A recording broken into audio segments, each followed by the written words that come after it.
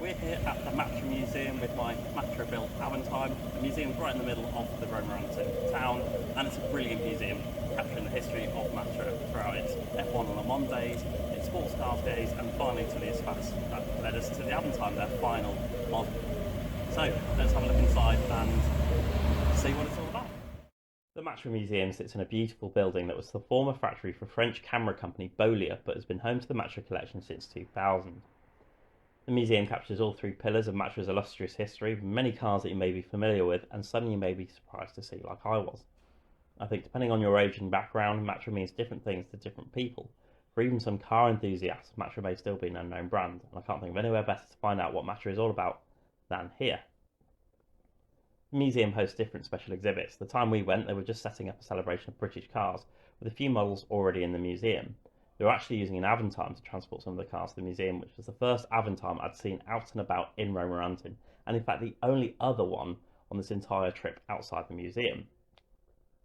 Let's start with Matra's motorsport legacy, as Matra in the 60s and 70s was famous for its motorsport antics, competing in the Formula Championships from F3 to F1 and competing in Le Mans.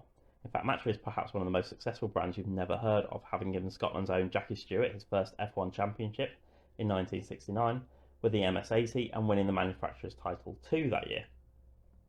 And then Matra also won Le Mans 3 years on the trot from years 72 to 74. The museum houses many of these cars. Matra also experimented with motorsport with their road cars too, one example being a D-Jet that went rallying, but the one in the museum is actually a reproduction of that lost car created by EPAF, which is a rather unassuming company that restores and recreates Matra vehicles. Not only just cars, but Matra also experimented with engine design, designing several F1 engines, some more successful than others, although it was a Cosworth engine that gave Matra its F1 title. Interestingly, hidden away is this U8 engine, which essentially pairs two four-cylinder engines with separate crankshafts, designed to create a higher performance version of the Matra Bagheera, of which you will find a prototype with this engine downstairs. Apparently there is a cat in the museum. I didn't see tariffs for cats, so I imagine it got it. I don't have to pay.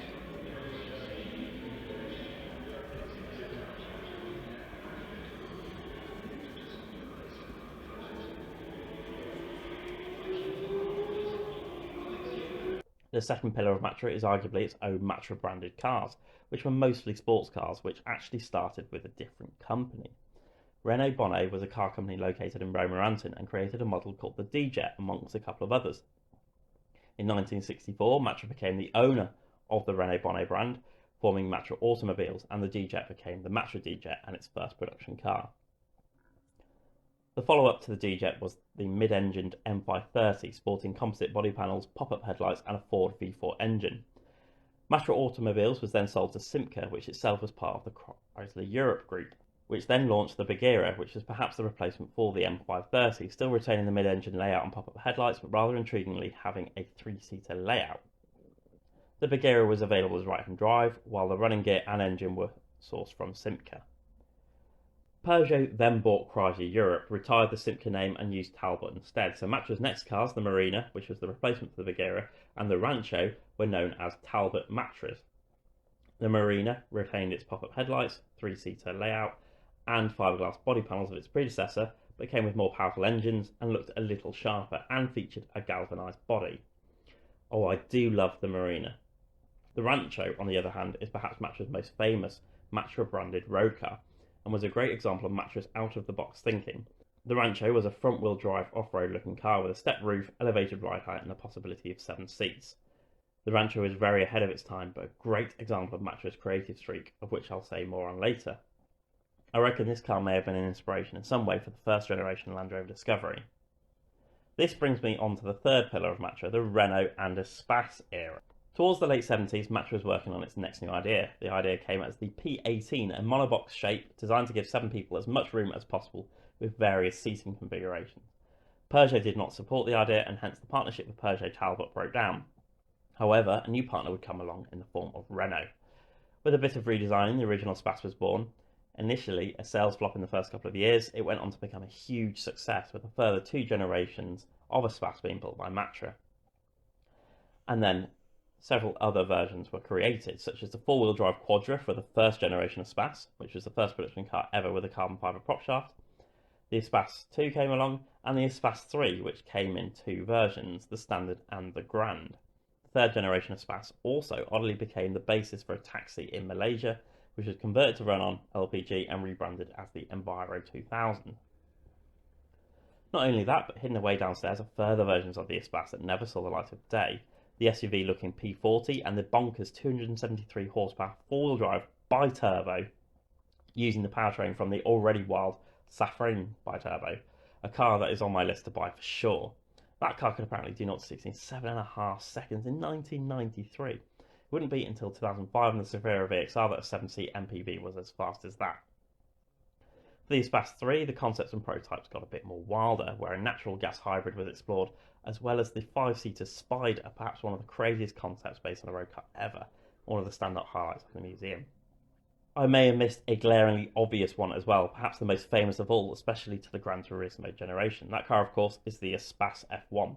Despite Matra's history in F1, this car celebrated Renault's involvement in F1 as an engine supplier for Williams. Although quite far removed from the original second generation of Espace, this 4-seater, mid-engined, 800 horsepower V10 concept was fully functional. For me, seeing this car in the flesh was a particular highlight. A car so famous and far removed from anything that made sense. It did its job in advertising Renault's F1 engine, the innovative Espace, and Matra's engineering expertise. It also allowed passengers to experience an F1 engine, and it could do, apparently, 186 miles per hour. That then leads us on to the Avantime. After the third generation of Espace, Renault took Espace development and production in-house, and the Avantime was born out of a need to keep Matra going through a new product for Renault, one looking to capitalise on Renault's design and Matra's innovation. The Avantime used the Espace's floor pan and core platform, as you can see here in the common wheelbase, but completely reimagined the shape, the concept and the desirability through this luxury-style crossover coupe. The Avantime took advantage of Matra's expertise in sheet-moulded compound body panels, with the body sides, doors, wings and boot lid made from polymer-based SMC.